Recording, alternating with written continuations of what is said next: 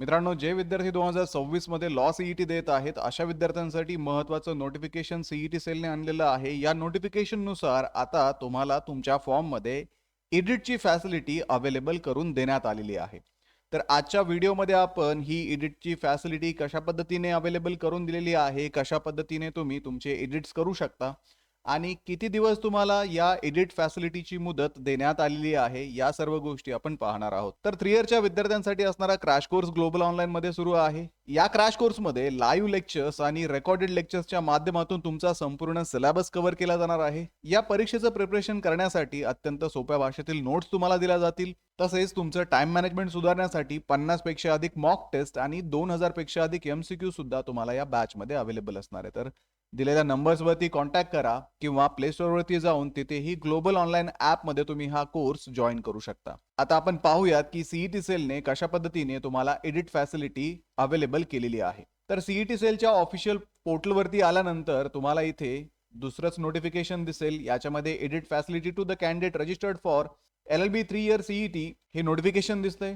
इथे notification open केल्यानंतर इथे आपण पाहू शकतो की सीईटी सेलने ही एडिट फॅसिलिटी आता अवेलेबल करून दिलेली आहे आणि या एडिट फॅसिलिटीनुसार तुम्हाला काही गोष्टी इथे एडिट करणं शक्य आहे. तर त्यासाठी सीईटी सेलने सांगितलेलं आहे, according to considering the request of the said candidates, the candidates are being given an opportunity to change the details mentioned below in the application form. तर विद्यार्थ्यांच्या मागणीनुसार सीईटी सेलने ऍप्लिकेशन फॉर्म मध्ये चेंजेस करण्यासाठी ही facility दिलेली आहेत, ज्याच्यामध्ये कॅन्डिडेटचं जे नाव आहे ते इथे आता चेंज करता येऊ शकतं. जर विद्यार्थी मित्रांनो चुकून तुम्ही तुमचं नाव टाकण्यामध्ये इथे चूक केली असेल तर तुम्ही आता ते अपडेट करू शकता. त्यानंतर डेट ऑफ बर्थ तुमची चुकीने तिथे टाकली गेली असेल तर त्याच्यामध्ये एडिट आता करता येतात.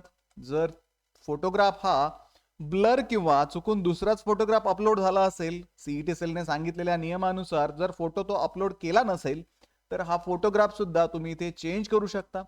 तसेच तुमची सिग्नेचर जी आहे ती सुद्धा आता तुम्हाला इथे चेंज करता येते.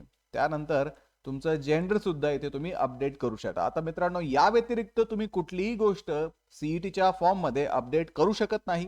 कारण काय झालंय, बऱ्याचशा विद्यार्थ्यांकडे त्यांचे कास्ट सर्टिफिकेट्स नव्हते, त्याच्यानंतर त्यांचे इतर डॉक्युमेंट्स नव्हते, पण सीईटीला अप्लाय केल्यानंतर त्यांनी ते डॉक्युमेंट्स काढले आहेत आणि आता ते डॉक्युमेंट्स त्यांच्याकडे रेडी आहेत. किंवा मग सीईटीचा फॉर्म भरत असताना बऱ्याचशा विद्यार्थ्यांनी ग्रॅज्युएशनचे मार्क्स चुकीचे टाकलेले आहेत किंवा कॉलेजचे नाव असेल, डिग्रीचं नाव असेल, या गोष्टीमध्ये चुका केलेल्या आहेत.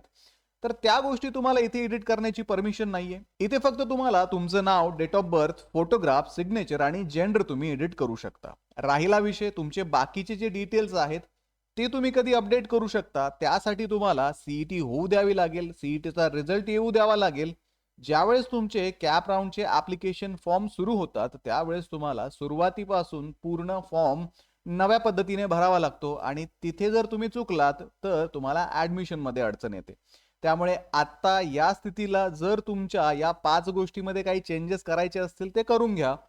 पुढे तुम्हाला जर तुमची कास्ट फॉर्म मध्ये चेंज करायची असेल किंवा तुमचे मार्क्स तुम्हाला तिथे चेंज करायचे असतील, डिग्री चेंज करायची असेल, तर कॅप राऊंडच्या वेळेस तुम्हाला जे ऍप्लिकेशन फॉर्म दिले जातात ते नव्याने भरण्याचे ऍप्लिकेशन फॉर्म जे असतात तिथे तुम्ही या गोष्टी अपडेट करू शकता. तोपर्यंत आहे त्या परिस्थितीमध्ये, आहे त्या इन्फॉर्मेशन वरती तुम्हाला सीईटी द्यायची आहे आणि बाकीच्या गोष्टी तुम्हाला नंतर अपडेट किंवा एडिट करता येतात. त्यामुळे त्याची काळजी करू नका. तसेच काही विद्यार्थ्यांचं म्हणणं आहे की मीडियमचं कसं असेल, तर मीडियम तुम्ही तुमच्या परीक्षेच्या वेळेस सुद्धा चेंज करू शकता. तिथे तुम्हाला मराठी आणि इंग्रजी मीडियमचा ऑप्शन अवेलेबल आहे. तुम्ही मीन व्हाईल तुमची लँग्वेज सुद्धा चेंज करू शकता. त्यामुळे त्याचीही काळजी करू नका. अशा पद्धतीने आता जेवढे अपडेट्स तुम्हाला सांगितलेले आहेत तेवढे करून घ्या, बाकीचे नंतर पहा. ठीक आहे विद्यार्थी मित्रांनो, तर ही जी अपडेट फॅसिलिटी आहे त्या अपडेट फॅसिलिटीमध्ये सीईटी सेलने असंही सांगितलेलं आहे की some candidates have registered for above mentioned CET examination but their application form is incomplete until 3rd of March. Such candidates are allowed to complete the application form and allow paying the CET registration fee. तर तुम्ही तुमचा form भरायला सुरुवात केली होती पण तुमचा form incomplete राहिला, तुम्ही फॉर्म भरायचे विसरलात, तुम्ही फी सबमिट करायचं विसरलात.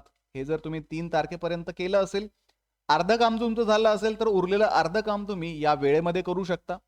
त्यासाठी दिलेला जो वेळ आहे तर इथे हे जे चेंजेस करायचे आहेत किंवा रजिस्ट्रेशन फीज तुम्हाला पे करायची आहे किंवा अर्धा राहिलेला फॉर्म तुम्हाला पूर्ण भरायचा आहे, तर या गोष्टी तुम्ही 9 ते 11 या 3 दिवसामध्ये करू शकता. 9 मार्च, 10 मार्च आणि 11 मार्च. 11 मार्चला रात्री 12 वाजेपर्यंत तुम्ही या गोष्टी सबमिट करून टाका. तुम्हाला सीईटी सेल वरती जाऊन सीईटी एक्झामिनेशन पोर्टल वरती जायचंय, जिथे तुम्ही तुमचा फॉर्म भरला होता. त्यानंतर तुमचा रजिस्टर्ड ईमेल आयडी आणि पासवर्ड टाकून लॉग इन करायचंय. लॉग इन केल्यानंतर तुम्हाला तुमचं सीईटी रजिस्ट्रेशन आणि प्रोफाईल दिसेल. तर तुमच्या सीईटी रजिस्ट्रेशन मध्ये जाऊन तुमच्या फॉर्म मध्ये जाऊन तुम्ही हे एडिट त्यावेळेस करू शकता. पुढे विद्यार्थी मित्रांनो, दुसरा महत्त्वाचा प्रश्न म्हणजे आपले हॉल तिकीट्स कधी येणार आहेत.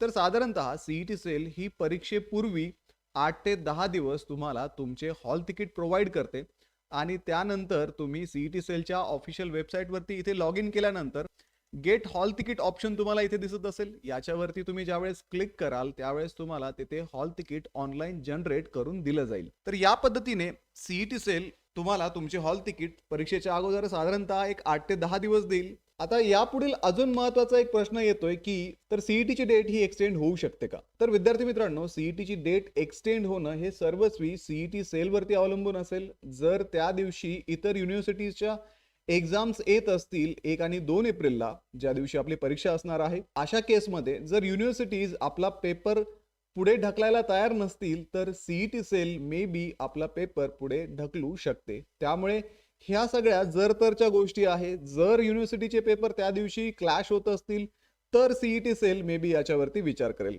पण जोपर्यंत सीईटी सेल कडनं काही ऑफिशियल नोटिफिकेशन येत नाही तोपर्यंत आपण हा असा अंदाज लावणं सुद्धा चुकीचं आहे. जी सीईटी सेलने टेंटेटिव्ह तारीख दिली आहे 1 आणि 2 एप्रिल, तीच आपण एक टार्गेट म्हणून लक्षात ठेवूयात आणि त्याच तारखेला एक्झाम आहे असं कन्सिडर करून आपण आपलं प्रिपरेशन करणं कधीही गरजेचं आहे. आता विद्यार्थी मित्रांनो, जर यापुढे आपल्याला डेट एक्सटेंड करून दिली तर मिळालेला एक्स्ट्रा टाइम हा आपण रिव्हिजनसाठी वापरू शकतो किंवा एक्स्ट्रा प्रिपरेशनसाठी सुद्धा वापरू शकतो. तसेच हे प्रिपरेशन करण्यासाठी ग्लोबल ऑनलाईन पब्लिकेशनचे थिअरीचे आणि एमसीक्यूचे बुक आता Amazon वरती आणि तुमच्या जवळच्या पुस्तक विक्रेत्याकडे अवेलेबल आहेत. हे बुक मराठी आणि इंग्रजी अशा दोन्ही माध्यमामधून तुम्हाला मिळणार आहेत आणि या बुकमध्ये संपूर्ण सिलेबस कव्हर केलेला असून सोबतच विद्यार्थी मित्रांनो, प्रश्नसंचामध्ये तुम्हाला 2600 पेक्षा अधिक प्रश्न इथे प्रॅक्टिससाठी दिलेले आहेत. त्यामध्ये तुम्हाला मागील वर्षाचे ऍक्च्युअल पीवायक्यू सुद्धा मिळणार आहेत आणि थिअरीच्या बुक मध्ये सर्व सिलेबस इथे कव्हर केला जाणार आहे. तर डिस्क्रिप्शन मध्ये दिलेल्या लिंक वरती जाऊन आजच हे बुक ऑर्डर करा किंवा तुमच्या जवळच्या पुस्तक विक्रेत्याकडे याची चौकशी करा. तर व्हिडिओला लाईक करा, तुमच्या मित्रांना हा व्हिडिओ शेअर करा, ग्लोबल ऑनलाईनला सबस्क्राईब करा. सोबतच विद्यार्थी मित्रांनो, एक्झामचं प्रिपरेशन आता तरी सुरू करा. भेटूया पुढच्या व्हिडिओमध्ये. थँक्यू.